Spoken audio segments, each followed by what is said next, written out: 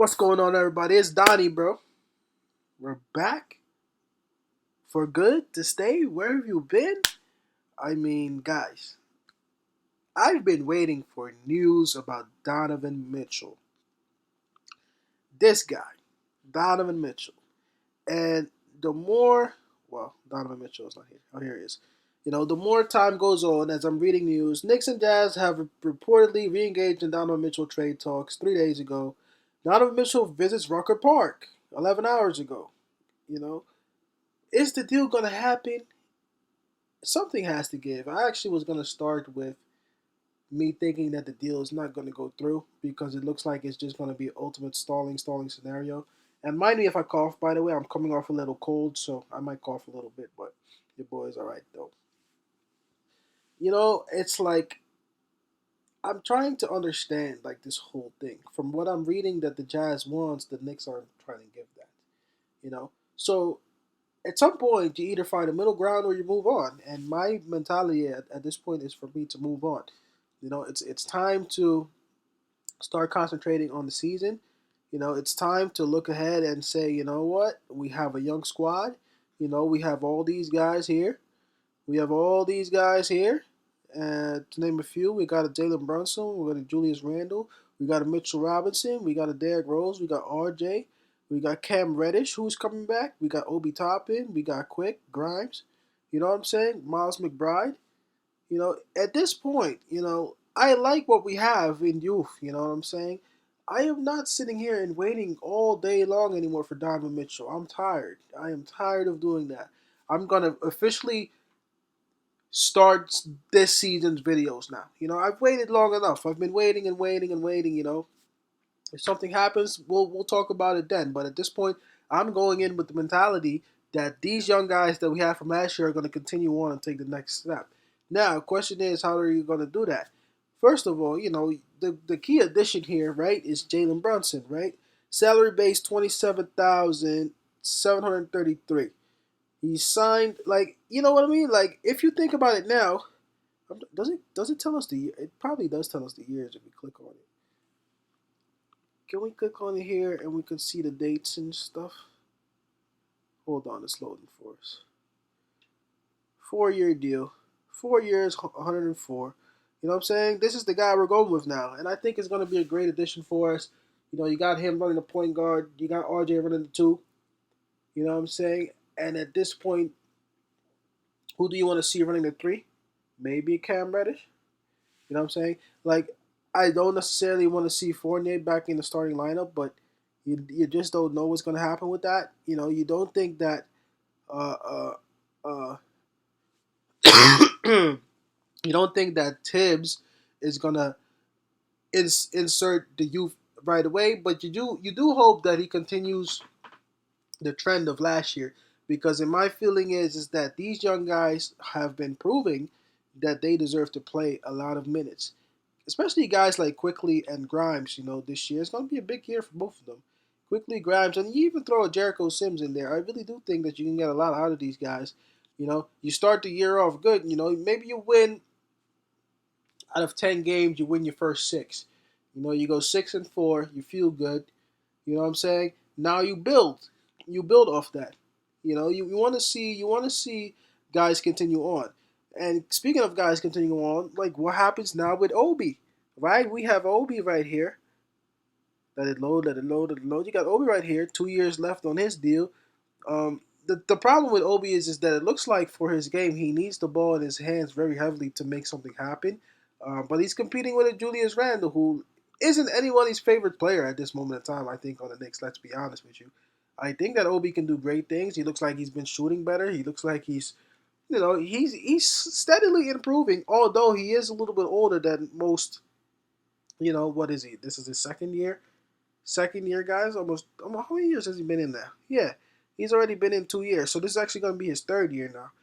For a third year guy, he's a little bit older. So maybe development wise he was a little bit behind, but he's making up for it in the summertime. And I do think that you can get a lot out of Obi. You know what I'm saying? I think Julius Randle's look. People aren't playing around with Julius Randle, bro. Like Julius Randle is not valuable at this time, but I think that at this point, if Obi just played the way he did at the end of last season, people are going to give him the nod, and they'll get rid of Randall eventually. You know what I'm saying? I do think that they're going to give Randall every opportunity, but there were a lot of people talking about the team that were just tired of what was happening. And because they were tired of what's happening, that's when you saw the younger guys play more. And people are not playing around.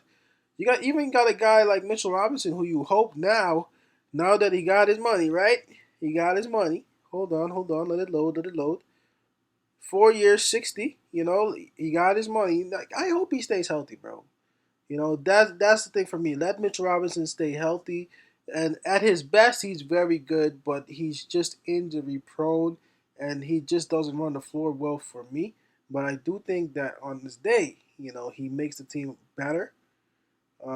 Yes, he's obviously better than Jericho Sims, but it's weird for his size. Jericho Sims does put in the shift, and I do think that he's gonna face some pressure from him, even though Jericho Sims is undersized. He's working very hard, and he's earned his spot on the team.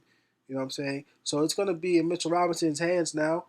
Um, he needs to just learn how to use his body better, his frame better.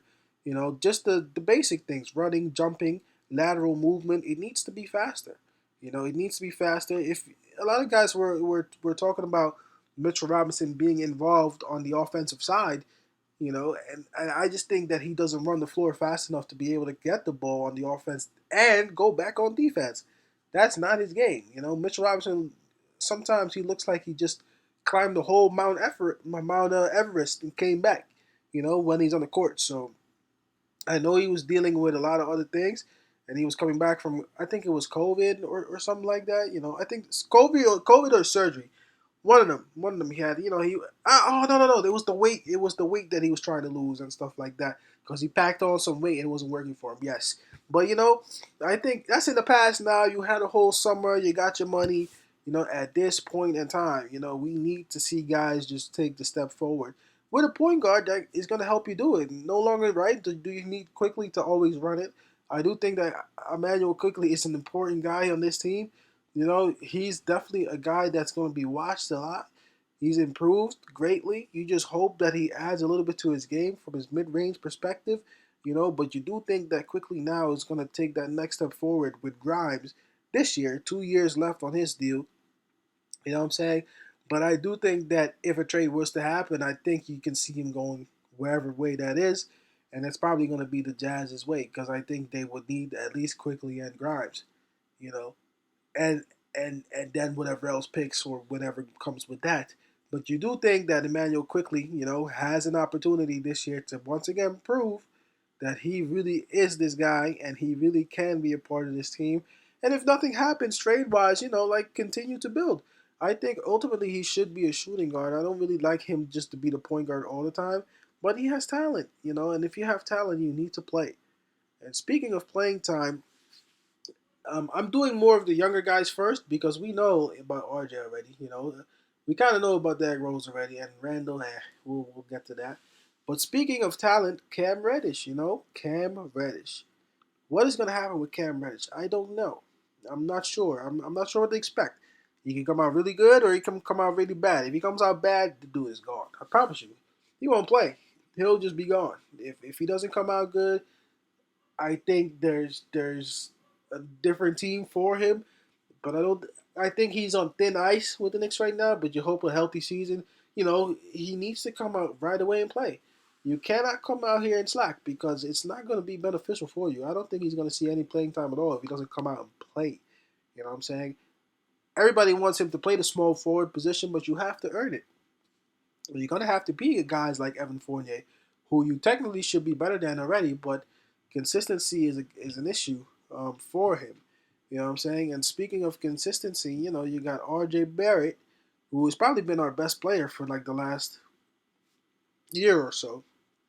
And you just hope that he does the little things well. You just hope he doesn't try and do too much. You hope that RJ now, really, I believe he's the silent leader of the team. So he's going to continue to take his steps forward. I think Randall also has to recognize that RJ is trying to become the leader, so you can't get in his way by making bonehead plays. Because nobody's going to respect it anymore at this time because they seen what RJ can do. Jazz said they were. I heard Stephen A. actually, not the Jazz. Stephen A. said the Jazz are interested in RJ Barrett. I don't think so. It's unrealistic. RJ Barrett is going nowhere. He's definitely a franchise player here, and you want to see him, really take the next step and just closing out games and being that closer, being that first quarter to fourth quarter guy that we know he can be. He does have difficulty sometimes um, staying in the game. He has weird stretches sometimes where he just fades out the game and then he'll come back a little bit and he'll fade back. And sometimes he starts strong and then strong. I think you want to see him just do it consistently because he got it. And who knows what he comes out with uh this coming season. We're not sure what he's gonna come out with. I think RJ's gonna come out with some fire though. I gotta blow my nose, Loki, and I don't got napkins on me, do I? I don't. I hope my nose is not running. That would be bad on camera. Hold up. But yeah, I'm not running, right? I hope not.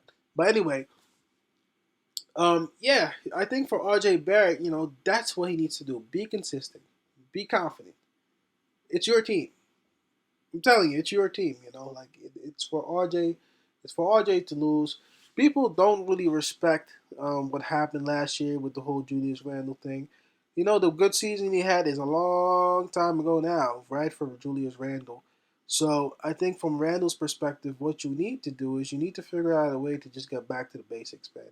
You need to get back to the basics and allow everybody else to be included in your play. You cannot be an isolated guy all the time. You can't call that ISO nonsense and just turn over the ball and make bad plays. It doesn't help. It doesn't help anybody. It doesn't help your teammates. It doesn't even help you.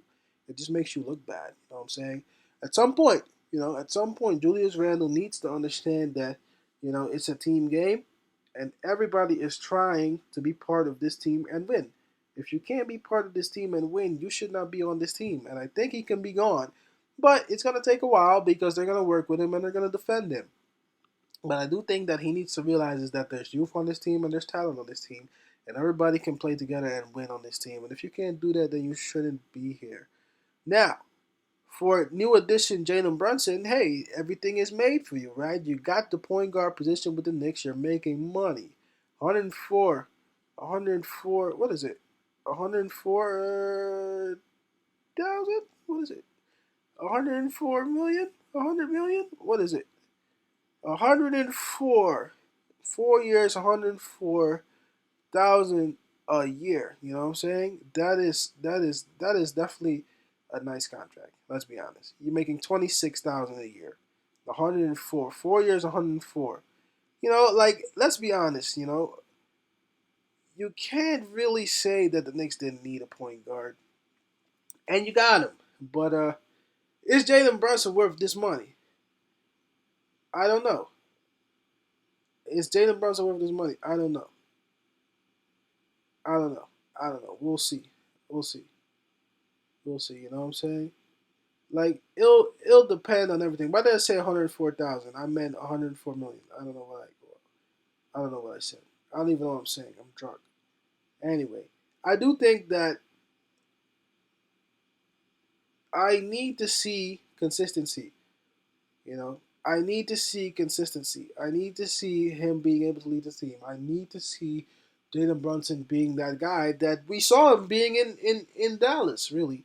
You know, I do understand that, it's going to be a new team and it's going to be a challenge, but, now the eyes are on you. And I do think that Jalen Brunson, for his sake, he needs to be able to understand that this is his team and we needed a point guard bad and he needs to lead us, man. You're the leader of this team. You're a baller. I know guys like Devin love you, like you're just a smart player. You're a smart player and you understand what needs to be done. But it's gonna be different on the Knicks. You're playing with more youth. You're playing with inexperience. Can you manage that? Can you handle that? I think he can. You know what I'm saying? I think that I think that in the end, you need to be able to lead by example. And I think a guy like Derrick Rose will help you with that. When you have a Derrick Rose, I think Derrick Rose is the best case scenario, to be that veteran presence. You need a veteran to lead you. Derrick Rose is the perfect veteran, in my opinion, to lead these guys to, success. I think the Knicks win about 45 games this year. I think the Knicks win about 45 games this year. Probably go 45 and like 30 something. 45 and 37. Probably sneak into the playoffs and then see what they can do. You know what I'm saying? I think I summarized just about everybody. Miles McBride, we'll see what happens with him. I'm not too high on him right now, but that can change. I don't think he gets a lot of playing time this year unless there's injuries. Evan Fournier, keep shooting threes, bro, because he doesn't really defend that much. So I can't see him, you know, changing what he's been doing. That's why I didn't really mention him, because I do think the three position is for other guys more than it is for him. But he was, a high profile signing and he got that spot. But I think at this point it remains to be seen if he can actually contribute besides just shooting three pointers. I think he needs to be a guy who holds himself more accountable on defense, because on defense it's basically like non-existent, right? So at this point, I think I gave a quick summary of just about everybody that I feel like is going to make an impact, and we'll take it from there. And let's look at the schedule real quick. We have the Pistons, Pacers again, and the Wizards in preseason. I can't believe I said 104,000. I'm at 104 million. I don't know what the fuck's wrong with me. You got the Grizzlies. We open up with the Pistons, the Magic, Bucks, Cavs, Hawks, 76ers. It's not a bad schedule. Not a bad schedule. But see, starting in November, you have like this West Coast trip. It's gonna be tough. You got the Nuggets, the Thunder, Suns, Grizzlies again, Blazers, Bucks, Pistons. It's a tough schedule, man, all the way through. We know how it goes. NBA is a difficult league, and the Knicks are gonna have their work cut out for them. And speaking of work, Tom Thibodeau, he hopes. I hope he continues to play the youth, because that's the only chance he has. He starts doing that nonsense again with the rotations. I can see him being gone. Honestly, I can't, because I think everybody was kind of unwashed last year. You know what I'm saying? You need to play the youth in order to advance. We got a point guard now, so that should be solved.